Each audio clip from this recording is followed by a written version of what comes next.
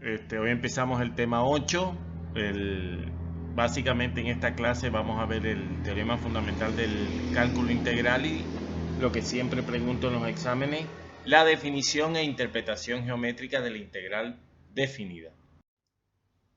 ¿Se acuerdan que cuando estudiamos la derivada habíamos visto que la derivada del espacio con respecto al tiempo era la velocidad? Bueno, imaginemos que ahora tenemos el problema en cierta forma inverso. Dada la velocidad, yo quiero determinar el espacio recorrido. Pensando al inverso, uno dice, lo que tengo que buscar es una función cuya derivada sea la velocidad, ¿verdad? Así lo pensamos en la clase anterior. Bueno, eso es precisamente lo que vamos a formalizar en el día de hoy.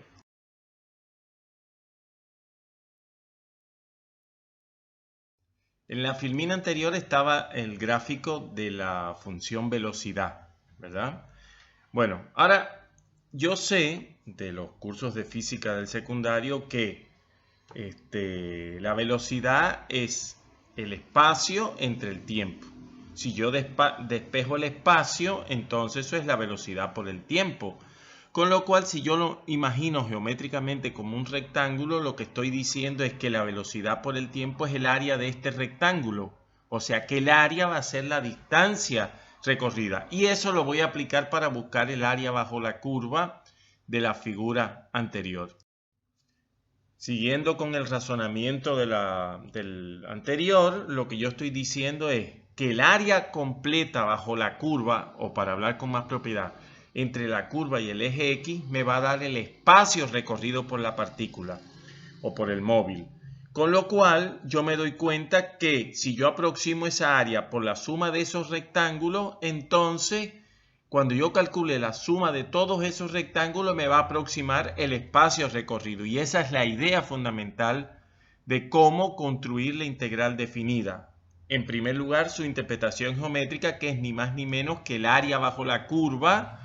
En este caso, el área bajo la curva es el espacio recorrido.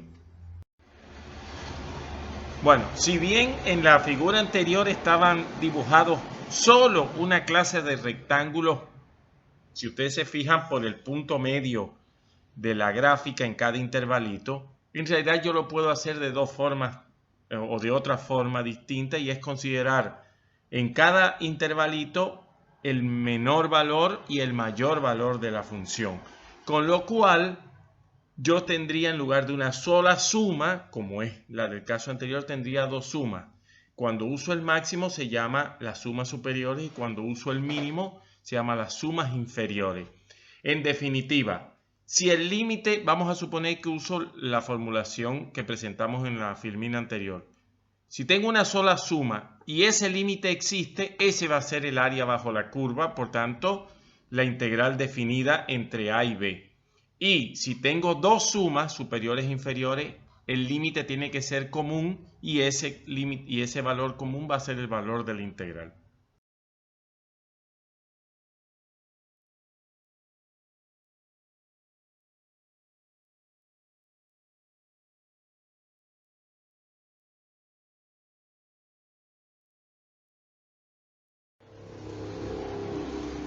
Entonces, lo que hemos dicho es, ¿cómo se define la integral de la función f de x entre a y b?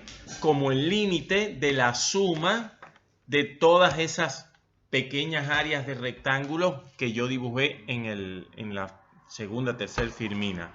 Eso es si uso una sola suma. Si uso sumas superiores e inferiores, entonces tengo que decir que la integral definida es el límite común de cada una de esas sumas, si existe.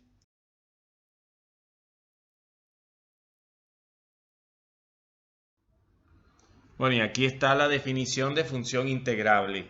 Es decir, si ese límite existe, entonces, que ya sabemos que es el valor de la integral definida entre a y b, bueno, entonces se dirá que la función es integrable.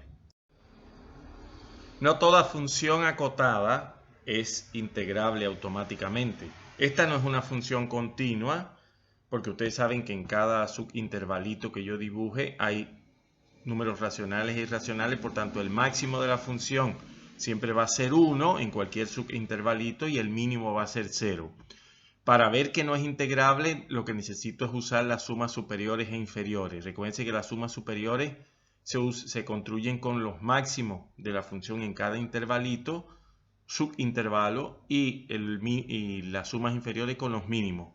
Me doy cuenta que siempre el máximo es 1 y siempre el mínimo es 0, con lo cual las sumas superiores siempre van a dar 1 y las sumas inferiores siempre van a dar 0, no importa la partición que elija. Por lo tanto, esta función no es integrable porque no hay un límite común para las sumas superiores e inferiores.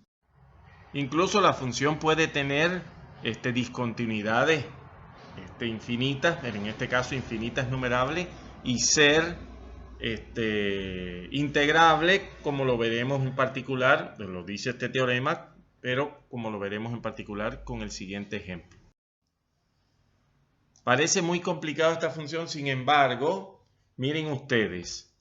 Imagínense que yo estoy mirando al eje X como un eje de simetría, como un espejo. Por tanto, todo lo que está debajo del eje X es porque encima hay, para decirlo de alguna manera, un espacio. Bueno, imagínense ustedes que yo le doy todo lo que está por debajo del eje, lo flexiono sobre el eje X, hago una simetría y lo subo. Si yo todo lo que está por debajo lo subo, en realidad ustedes se van a dar cuenta que yo voy a llenar todo el rectángulo que tiene un lado 0,1 y el otro lado 0,2 sobre pi. Por lo tanto, esa función que está representada y que es muy complicada parece, es una función integrable y el valor de su integral entre 0 y 2 sobre pi es precisamente 2 sobre pi.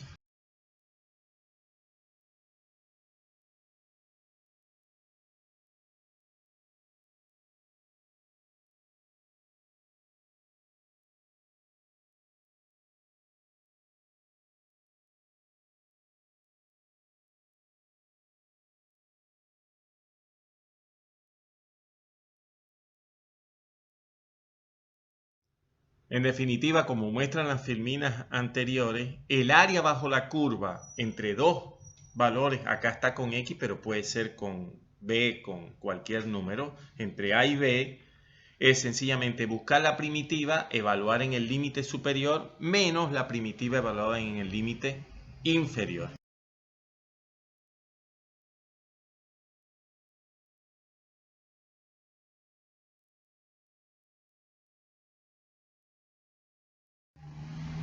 Con lo cual, lo que estamos diciendo es que si yo voy a resolver el problema original, lo que tengo que hacer es evaluar la función que me dan, ¿verdad? Que era un poco enrevesada ahí, en 2 y evaluar la función en 1. Así que, lisa y llanamente, con eso obtengo el espacio recorrido.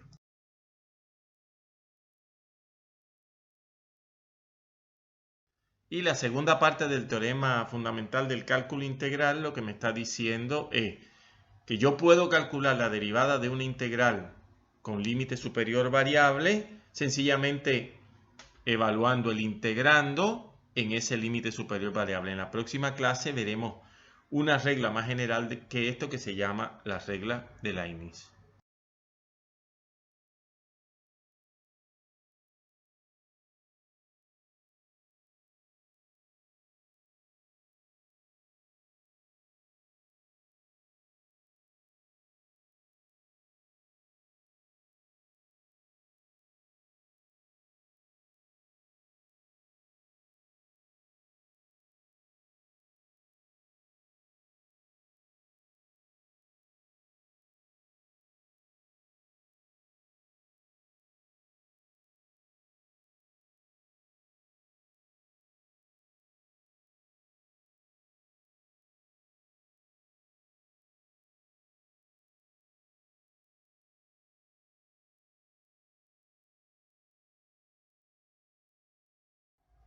A continuación se presentan un grupo de propiedades de la integral definida.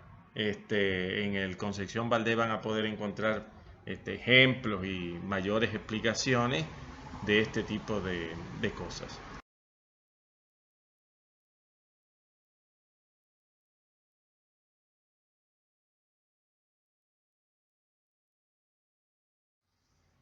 una cuestión que quiero terminar con esto la clase, y es, ¿se acuerdan que la integral definida, usted buscaba la primitiva y le agregaba c porque todas esas cumplen que su derivada da la función que yo estoy integrando? Bueno, en realidad en la integral definida lo que estamos haciendo es buscando el valor c para un intervalo dado. Ustedes se darán cuenta que si desde 0 hasta 1 la integral definida da un valor, no tiene por qué desde 0 hasta 100 dar el mismo valor. Puede dar otro valor. Bien, eso es lo que quería recalcar al final.